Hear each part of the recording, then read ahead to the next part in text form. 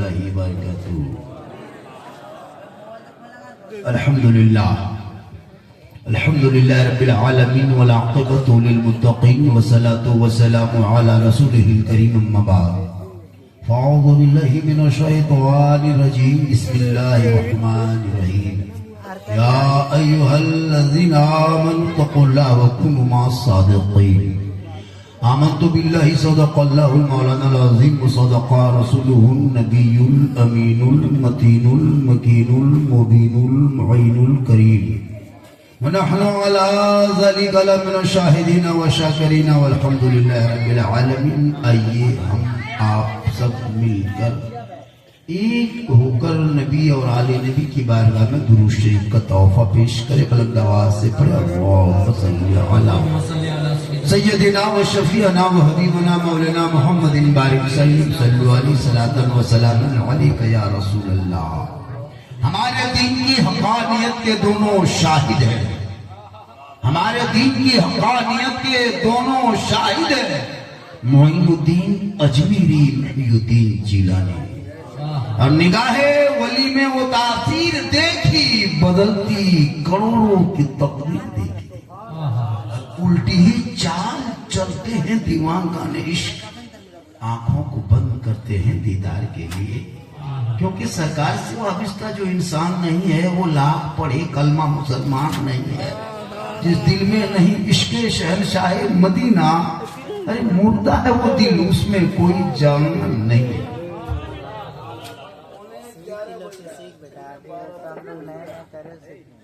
वो जो रे मांझी पढ़े हम लोग बचपन में सुनते थे, 10 साल की उम्र। आज वही रंग, वही आवाज, वही कड़क अलहाज अल्लामा दिलकश रजा, दिलकश रांचवी साहब से मिला। अल्लाह ताला इनकी उम्र में और बरकतें अता करे। ए बेटा ओ बाबू लड़का, तुम लोग तो तबाह कर भी किया है, बर्बाद कर दिया। थोड़ी देर सुनिए श्रीपुर वालों, थोड़ी देर सुनना है, सिर्फ सुनना है। आज तक सुनिए रहे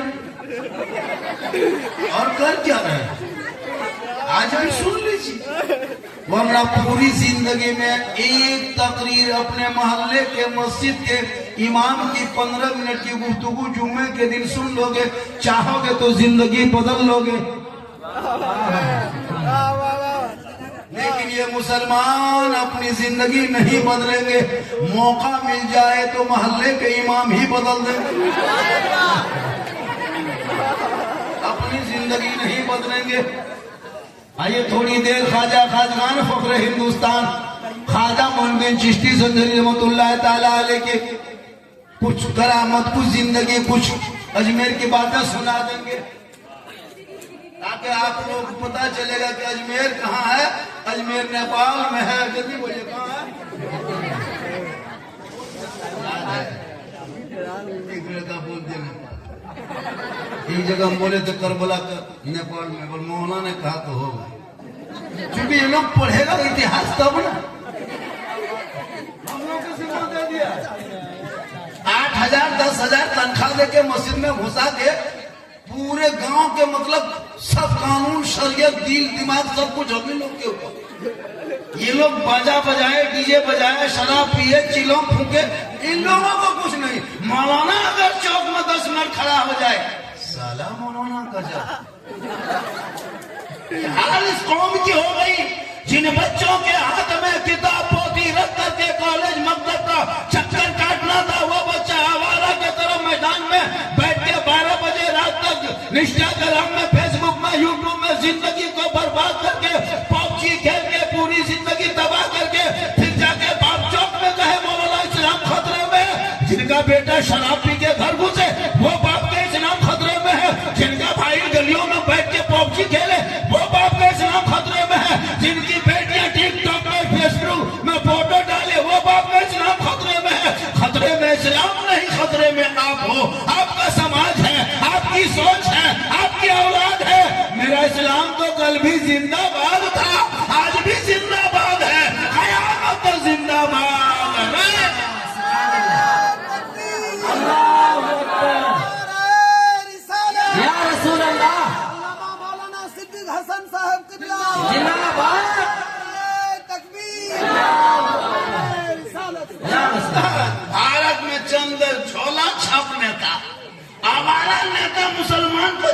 झंडा टारगेट, भगा देंगे, जला देंगे, ये करेंगे, वो करेंगे, चिल्लाते रहो।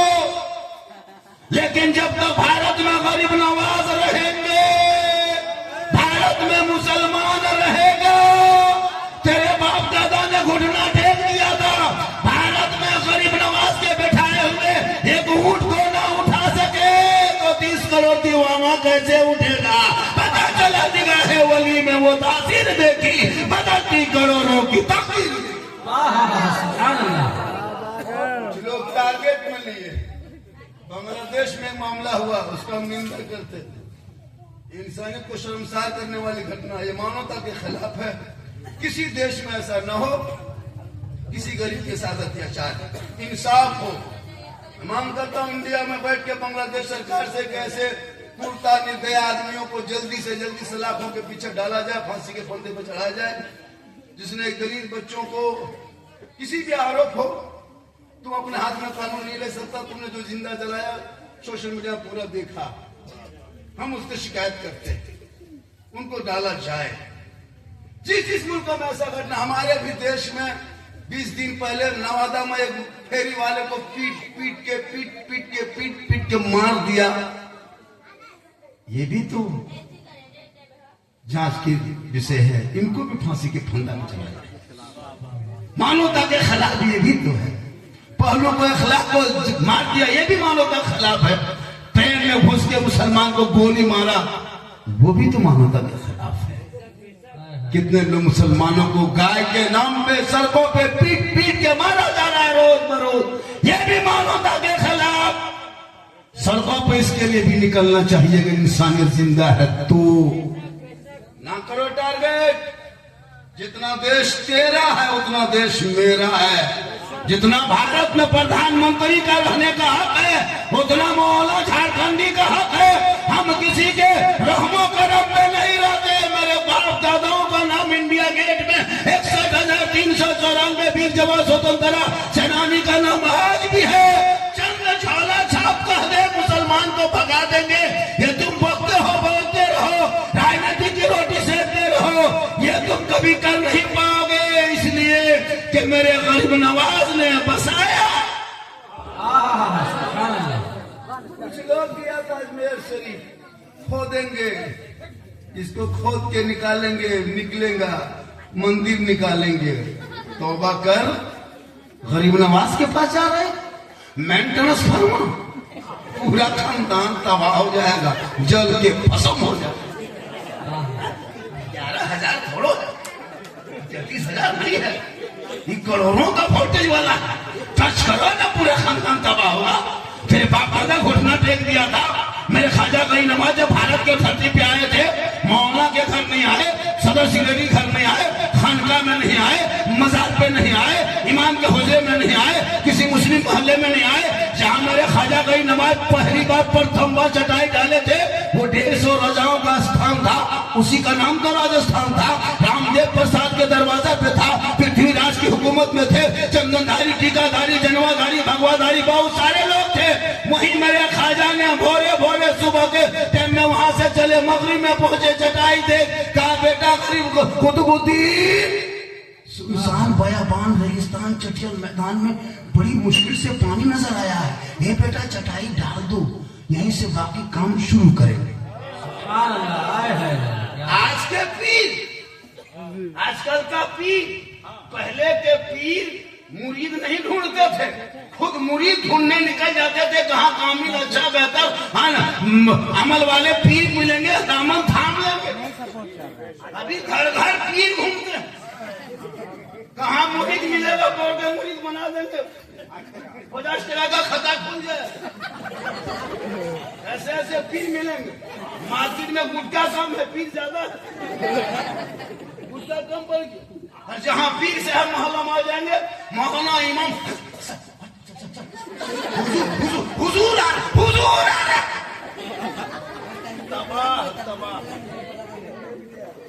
आज के खानकाहों से हमको नहीं लगता है कि अहले सुन्नत वल जमात को बहुत ज्यादा फायदा पहुंच रहा है। आजकल तो ये पीर के तारीफ, इस मुरीद वो उस पीर के कौन है, हम उसके पीर हैं, उसके मुरीद, हम इसके मुरीद हैं, इनके खिलाफ है, उनके खिलाफ नहीं। सब पीर होते हैं, सब अल्लाह वाले होते हैं, सबकी कदर होनी चाहिए, किसी कोई खिलाफ ना करो। जो बेटा पूरी जिंदगी में बाप के सामने बैठा नहीं, उनको जाके इमाम साहब के कमरे बैठ के हजरत पीर साहब को मेरे घर में थोड़ा सा पाँव रखवा दीजिएगा, कदम रख देंगे कदम। पीर साहब को बुलाने के लिए पूरा परिवार परेशान। हजरत का हुजरा साफ करो और जाके सीनी में, इतनी बड़ी सीनी में काजू, किशमिश, ज्वाला, गड़ी, मुनक्का, रसमलाई एक सीनी भर दिया। हजरत हजरत हजरत हजरत थोड़ा छू दीजिए, खाली छू, ये खाना नहीं। हर बाप टुकटुकी बांध के बैठा है पूरी जिंदगी, बाप के हाथ में गुलगुल्ला तक नहीं दिया। और पीर साहब को रसगुल्ला, कौन सी किताब में पढ़े हो? मौलाना के कदम में जन्नत नहीं, मुफ्ती के कदम में जन्नत नहीं, पीर के कदम में जन्नत नहीं। आका फरमाते माँ के